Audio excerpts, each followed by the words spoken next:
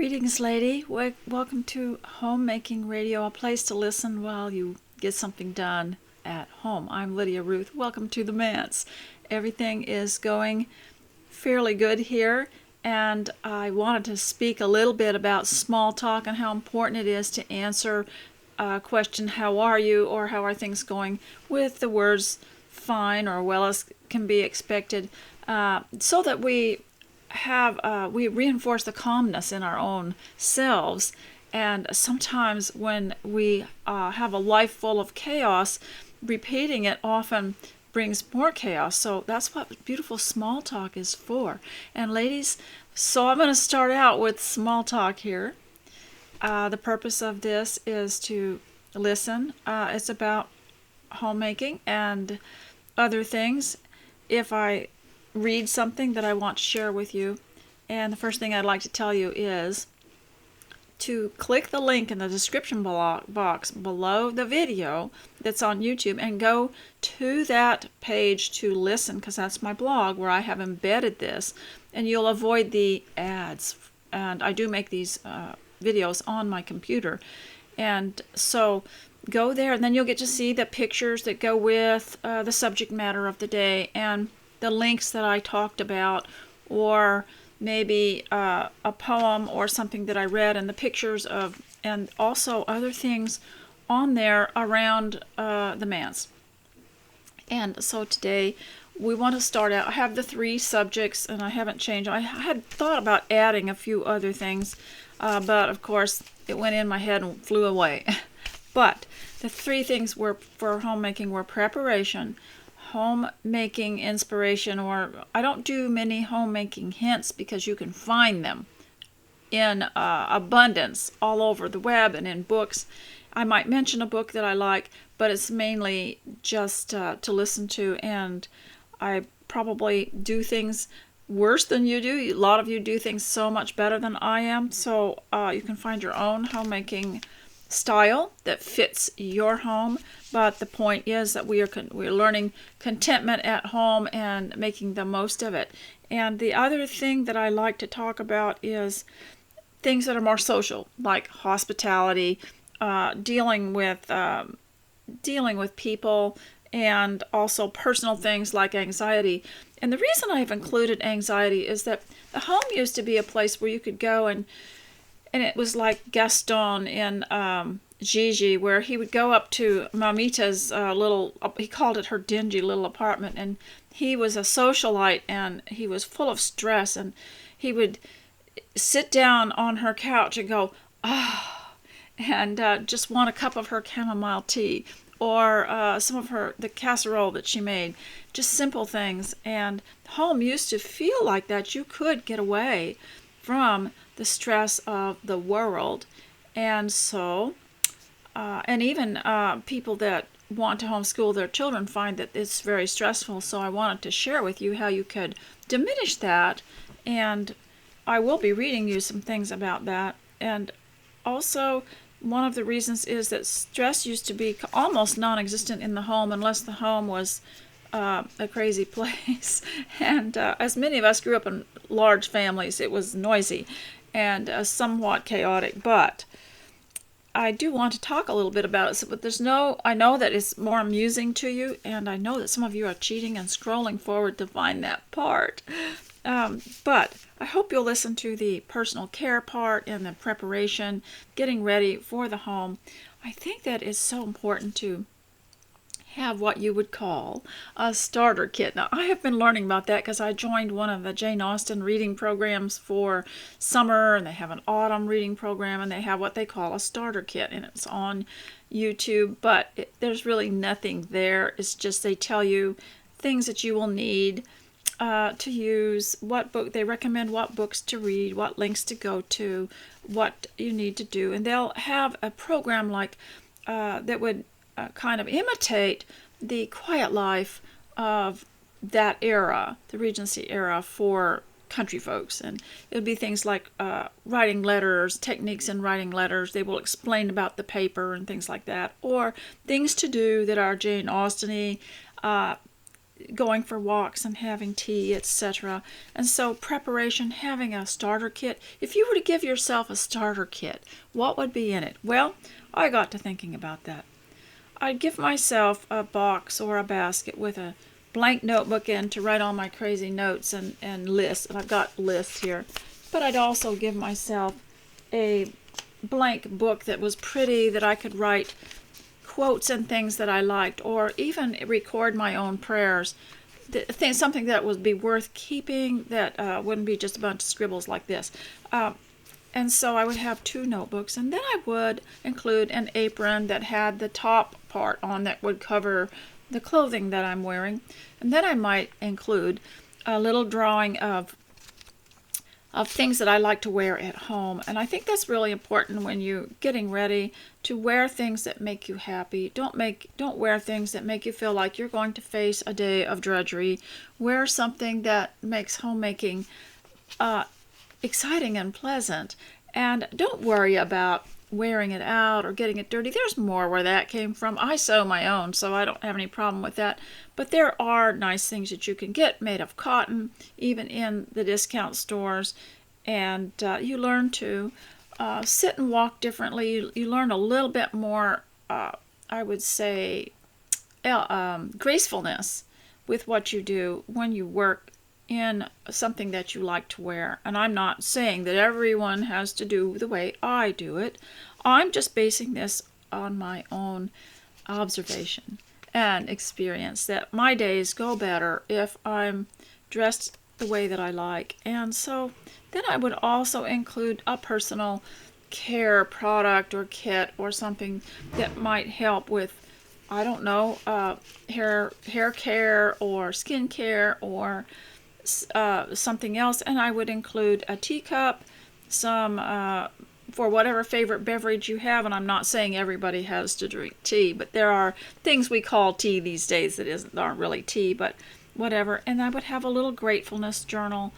And then I would have a schedule list of things to do, like go for a walk, and just challenges. I told you about that, and I will tell you more about that. But I ran across a lady this morning that I quite like, and it could be that she's been there a while and I didn't notice, and her name is Serenity, Peace, and Comfort. See, there's the 3 names I need for 3 of the guest rooms, which are always full. They're always full of people. The manse has become quite popular amongst the descendants. And so these are a few moments while they're somewhere else that I can speak to you. And I was listening to this one, and it's called Need to De-Stress, Take a Relaxing Summer Stroll. Welcome to Serenity, Peace, and Comfort. So I will definitely give this to you on a link, and you can listen to that. How many of you, to tell you how bad stress is these days, it permeates people as soon as they wake up. They feel stressed the minute their eyes are open. They feel it. And I have talked about this and how we need to keep it out of the home and how to keep it out of yourself, because the woman is the guide and the guard of the home. And in the olden days, women had a routine, and I was just privileged. Somebody told me in my family, you're the nearest person to the Victorian era that we now know, because I knew my Victorian grandmother, one of them at least. And they had a little routine they followed, and I don't think they even wrote it down, but it was probably gained from the needs of their lives or their experience, or maybe their parents had a routine they followed for waking up. But they often went for walks, and they had things that they did that didn't seem to make intellectual sense to us later on when we got educated. But they didn't suffer from the stress in spite of the tragic things that happened to them. And so I think the reason is we have given up or not ever had some of these little routines that they had. And I've talked about some of this in previous videos, where they deliberately sat down with whatever their favorite beverage was, and they looked through their reading material. And sometimes women had these scrapbooks, often made of only brown paper, and they had clippings, and they would clip a little poem, a recipe, a saying, whatever, or a picture, and glue it in these scrapbooks.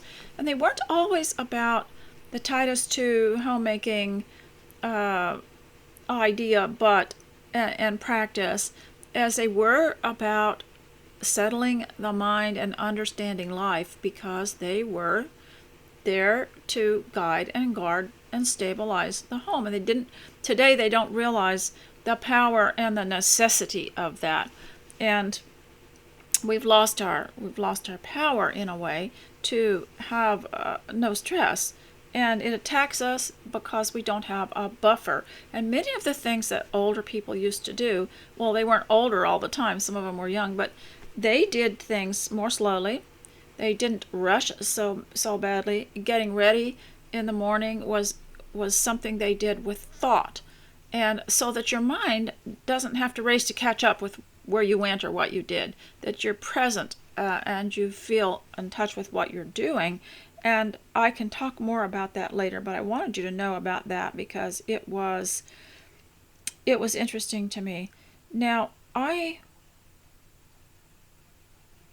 wanted to read to you about hair gloss because we went through an era, and this is for like preparation for your home. You fix your hair, you get dressed, but I ran into this about how to make your own hair gloss.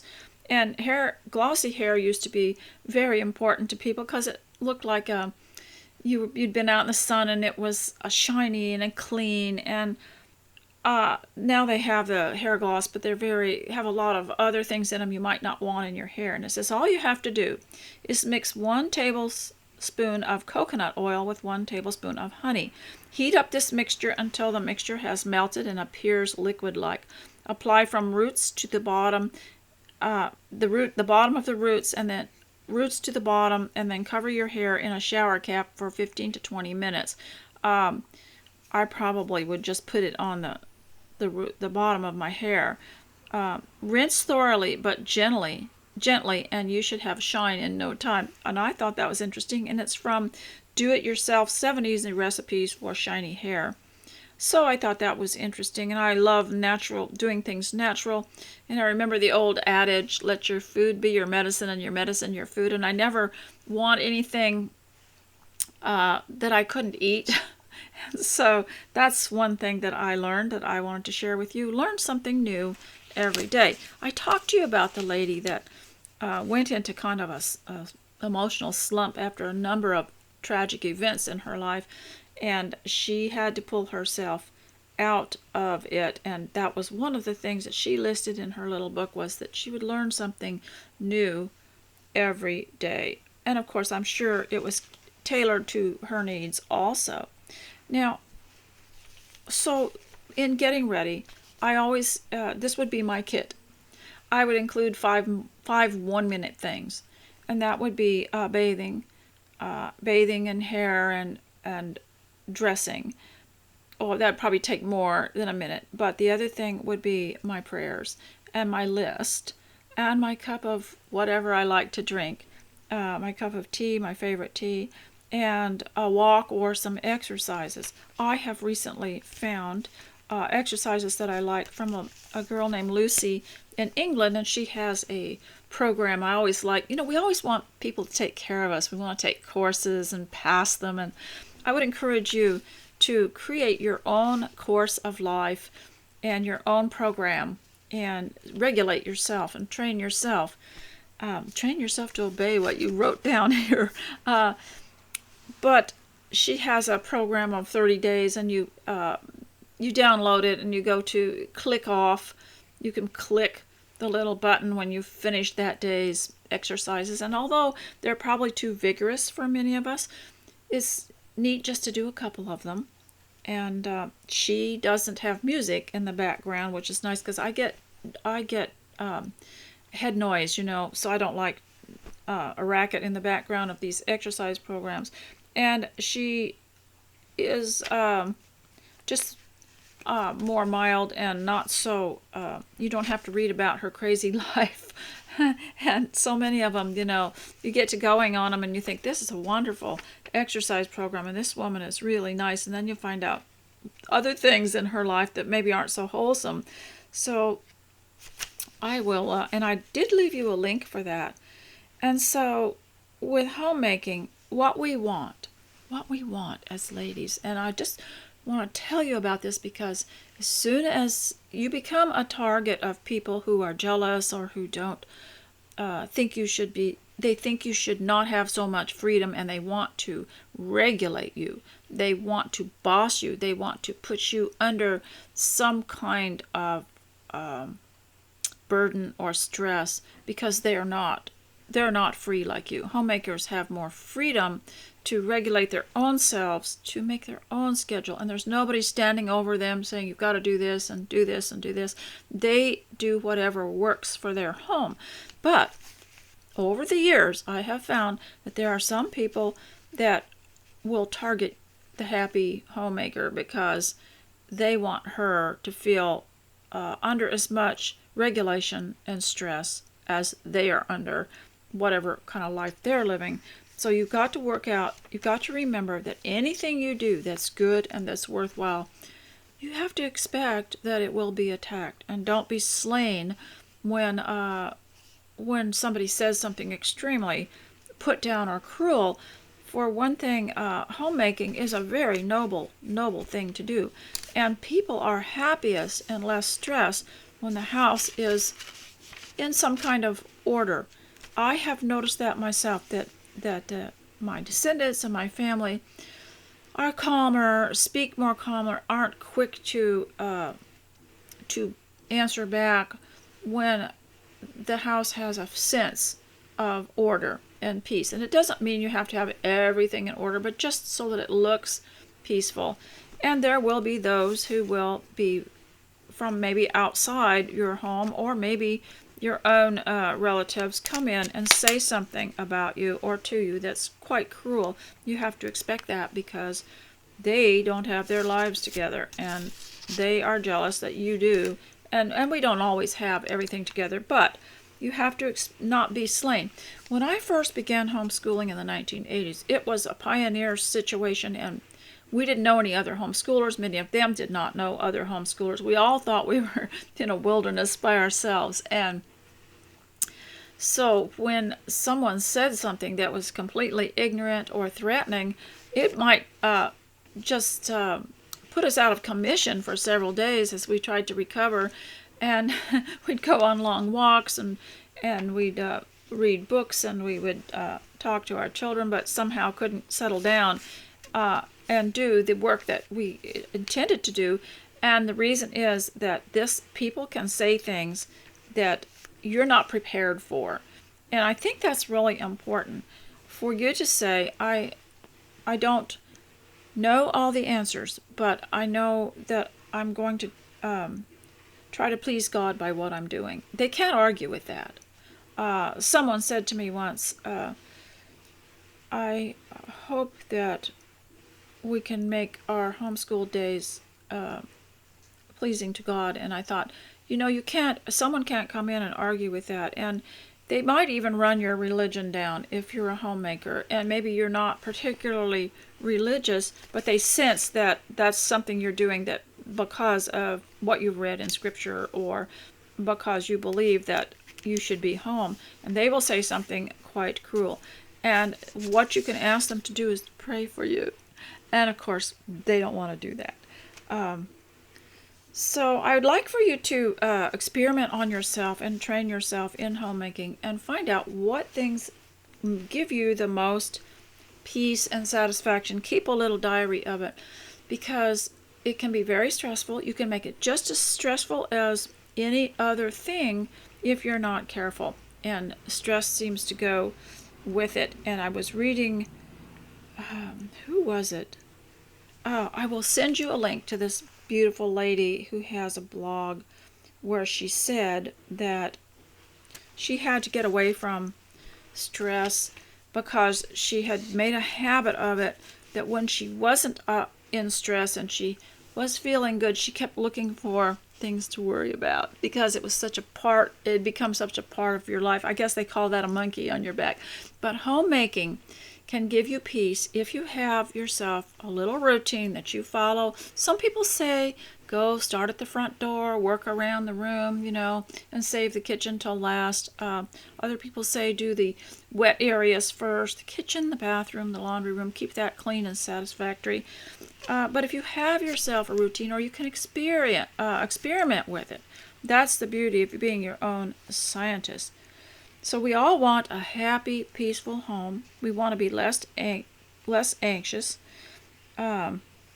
We want order and cleanliness. We want to feel that our home is hospitable to ourselves. We want to feel it's not inhospitable to us. We want to feel happy when we're here. And so I would suggest with your homemaking, this is the homemaking part, and this is the most important thing I'll tell you today. If you can get your home with a feeling of hospitality to you and your family without terrorizing everybody. We all remember the housekeepers and the homemakers that would just go mad and crazy one day when they decided to clean and make everybody unhappy, screaming and demanding, and we don't want to do that. There was a poem written, I believe it was a poem or an essay written by Samuel Johnson way back in the day, when he wrote that first English dictionary, and he wrote about the woman that was cleaning house called spring cleaning, and how the men had to go find a little cabin behind the house to escape to while they made huge noises taking the drapes down and pulling the carpets out and putting water over everything, and he described the terror that these people lived in because the homemaker had decided to clean. And so the most gracious thing you can learn to do is stealth cleaning. And I've talked about stealth sipping, and because I got it from stealth camping, and I will send you a link, I hope I can remember. The Steve Wallace, Canadian man that I liked that stealth camped, and he had a recent one where life had just begun to be difficult for him. He had death in the family, and he had other things that went wrong. And he said, when life tries to put you down, you just go back at it. And so I thought that was pretty neat. And he had decided a new stealth camping area. So I think we should stealth clean, stealth keep house, so that's one reason to dress for it, is that no one really knows you're in a cleaning mode. You put your little apron on and put your little thing in your pocket, and you just go around, you're talking or you're listening to something nice, and you move gracefully around, and you load your dishes gracefully, and you don't make a big racket about it. Try not to be a martyr, try not to sound like a martyr, and then they won't run away when you start cleaning. So now I want to move to a different section here, and I'll start by reading a poem to you. And we play a game. I try to play a game, and it's called What If?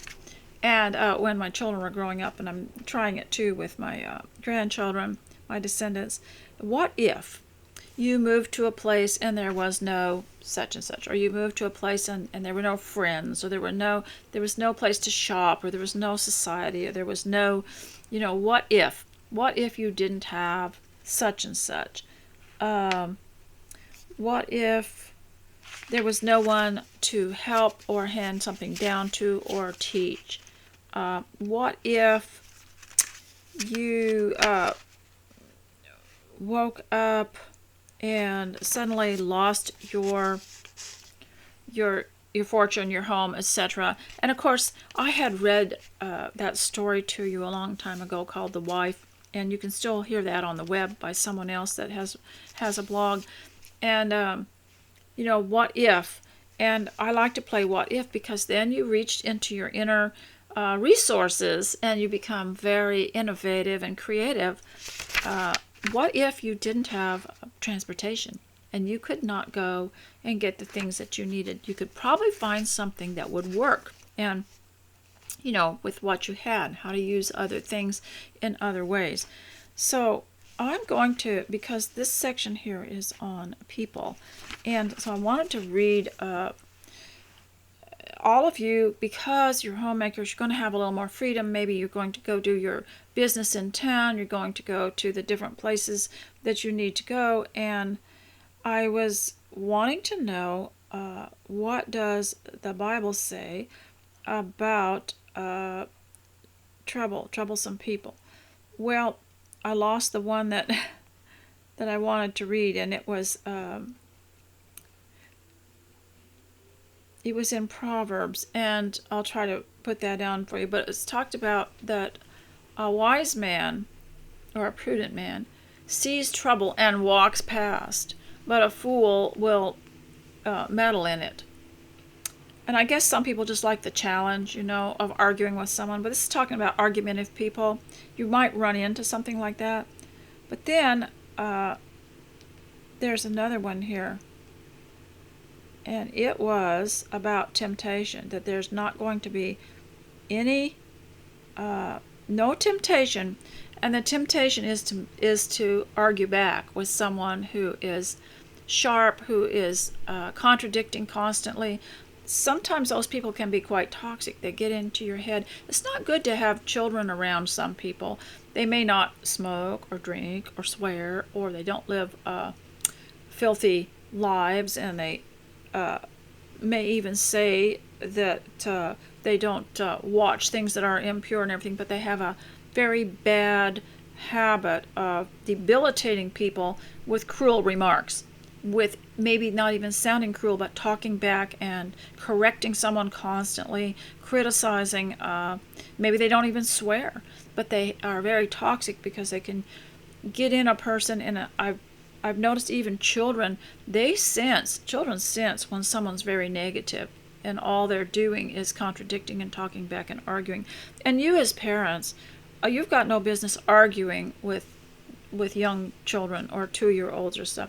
Just let them know that you'll take care of them, and that this is part of your taking care of them, and it's not up for arguing right now, and we can talk about it maybe later. But don't start arguing and talking back. We've all known people, haven't we? Grew up in an argumentative family. It was an entertainment for them. They just argued about everything. And they could get loud and talk back and be mad and everything. They stayed together as a family, but they argued. It was a habit. They thought it was a conversation or stimulating the brain or something. And then they got married, and they had children, and taught their children to argue, because they'd argue with the little kids, and they'd argue. Well, then, after their children leave, you're stuck with them as a neighbor, a relative, a church member or something, and they're still arguing.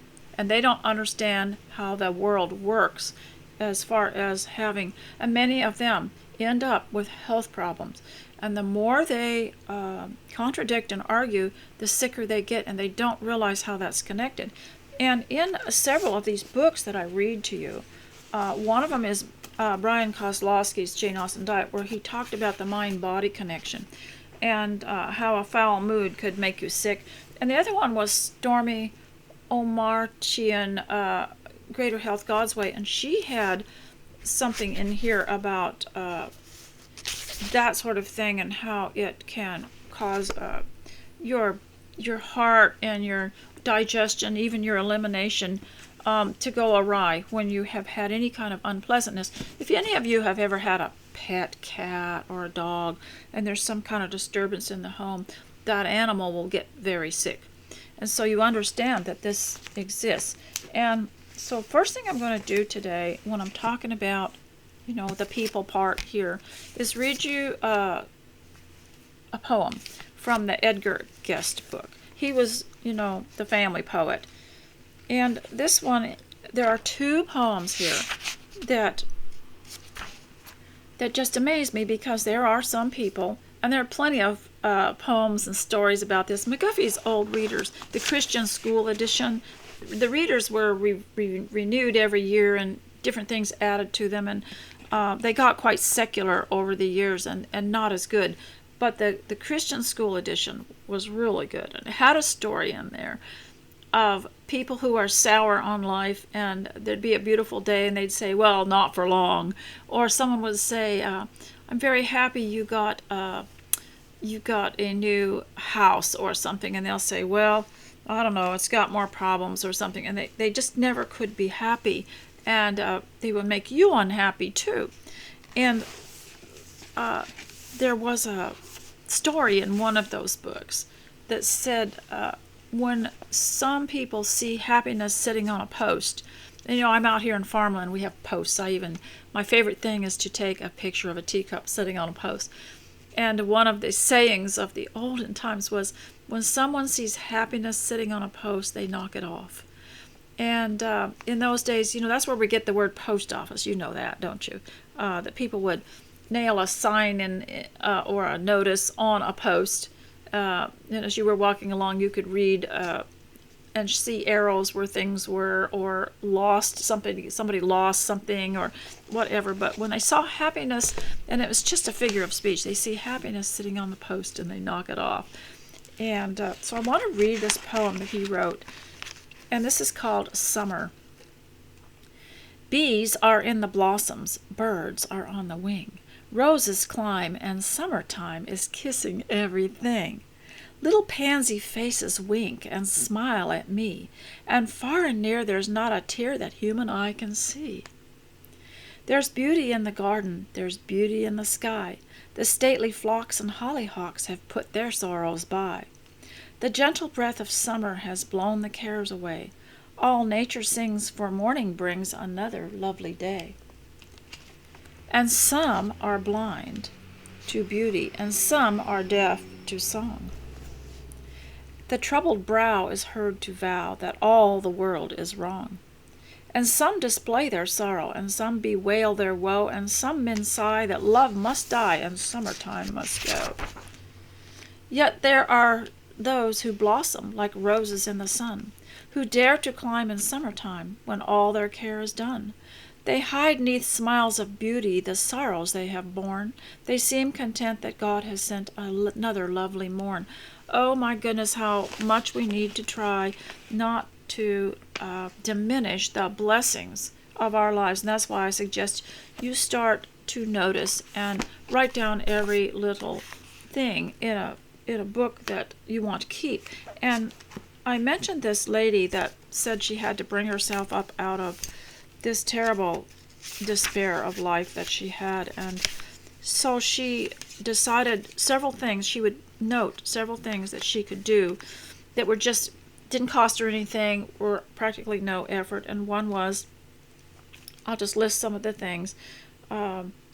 She went barefoot sometimes, and somehow she just noticed it accidentally. She couldn't find her slippers, so she decided to walk barefoot through the house to look for them. And she said, do you know, I started to feel differently in my mind. So she went barefoot.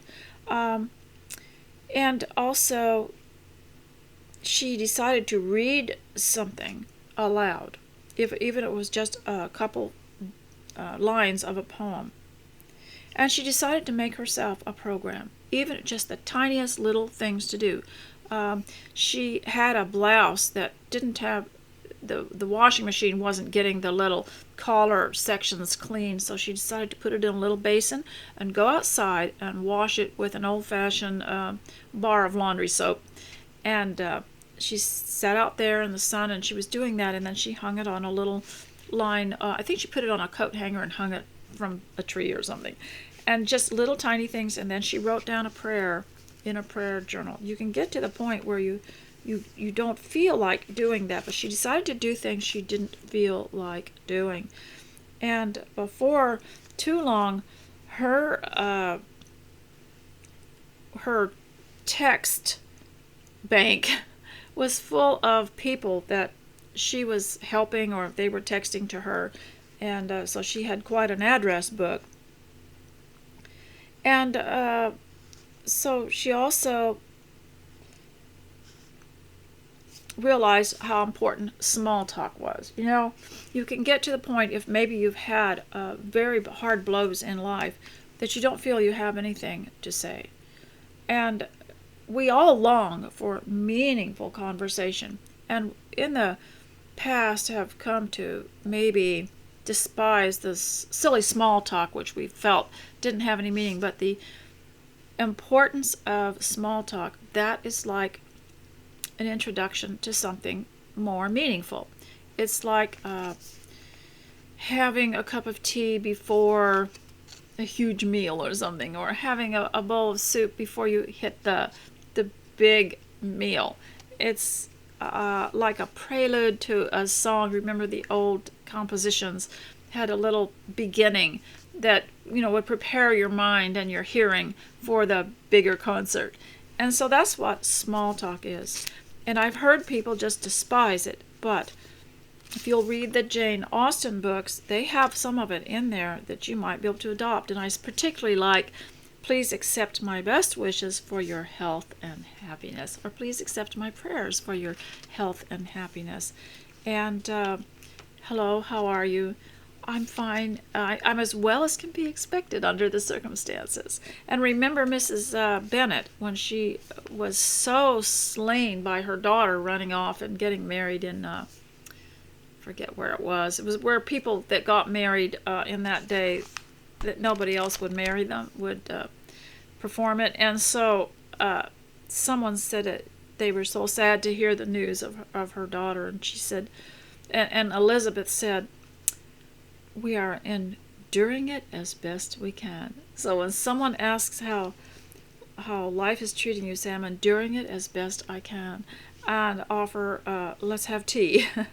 And also be careful of people that are digging. If you've had a wayward husband, a wayward child, if you've had bankruptcy or something like that, and people start to get curious, because some people, once you've set out on a certain lifestyle like homemaking, they're looking to make sure that it didn't work and that you didn't do any better than they did after having taken that conviction of staying home and homeschooling your children, or they're always curious. So this is what you have to say is, if you have had someone that in your family that has kind of tried to wreck everything, and they'll ask about someone, and you can say, that situation is being taken care of.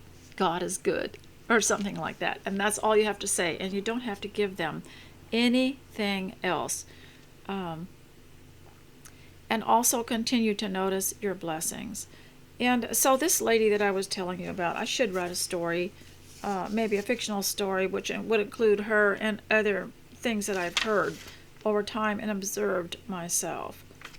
And so I want to read the next poem here before I say goodbye. And it's called The Cynic. Now, remember, that was written by Edgar A. Guest. Remember what I had posted about the cynic, and he was a man apparently lived approximately 300 years before Christ, and he was like the modern, goodness, I can't think, but everything was backwards with him, and he was rebelling against rules, rebelling against the way life was. He did not want to sleep at night. He wanted to sleep in the daytime, get up at night, and not eat at meal times, eat other times, not eat the way other people, just eat anything and not use, not just use anything conventional. Wouldn't bathe, wouldn't wear clothes properly. If he felt like wearing them backwards, he would. And we've been through that. I mean, there's nothing new under the sun, is there? And this has all been part of society. There's always someone like that, and his name was Cynic. But the main thing was that he sneered at anything that was good, that built things up, that held things together, that worked, that made people happy and civilized and prosperous. He sneered at everything. He sneered at work, and he sneered at play, and he sneered at, and that's called cynicism. It's named after this guy named Cynic. You might want to look him up. I think you could even find truth about him on Wikipedia. So this is called The Cynic. In all this, and also a cynic is very argumentative, which this man was, so it's aptly named cynicism. In all this world of loveliness, there lies some blemish to attract the cynic's eyes. Now, I want to make a comment about that, because I said, if you're happy at home and you have found a way that you think you will give stability to you and your family, and that it's the best way that you can serve your Lord, and it's the best way that you can live, there will be someone who wants to knock that happiness off, and they want to say something cruel about it. In all this world of loveliness there lies some blemish to attract the cynic's eyes. The rose of June is born of ache and hurt. The cynic says its roots are in the dirt. A little child comes racing down the street. The cynic says, "'Twill grow up to be a cheat." Ground for a hospital a rich man buys. The cynic jeers, "It pays to advertise." Honor is doubted, mercy a mistake. The marriage vow is only made to break. The cheerful neighbor is a grinning fool, and only idiots live by law and rule. Doesn't that sound like cynic? Yet youth goes blithely singing on its way, and men and women brave the heat of day, finding life's beauty worth its cost in tears, and joy exists despite the cynic's sneers. So don't try to prove anything to the cynic. Sometimes people will come into your home and they will tell you. Now, I've been a preacher's wife for 52 years, and so I might have had more more exposure to people who are kind of in the world, but they're checking out, this religion thing, and they can say some things, but sometimes they will come into your life, and they expect you, to help them and give them hope and everything, but they'll say things like, this is really a facade, the way you people live. It's a sham, In the meantime, what's he doing? He's living in someone's basement or little trailer somewhere. He has no worthwhile work, and he has no transportation and no income, and he's telling other people that they're hypocrites, that they aren't living the Christian life. And so there always be those people will come in and tell you you're a terrible person, your religion is terrible, but look at their lives. How much have they, what kind of life has their philosophy given them? But you can either tell them that or not, but be reassured that the critic has never really got much of a life, So I want to say goodbye and wish you have a wonderful, wonderful day today. I am trying to get here more often. It's very hard to find a spare corner, but I love you. Thank you for the encouragement, and I love your comments. So please go to the blog where you can leave the comments, okay? And look at everything else, and I'll talk to you later. Bye.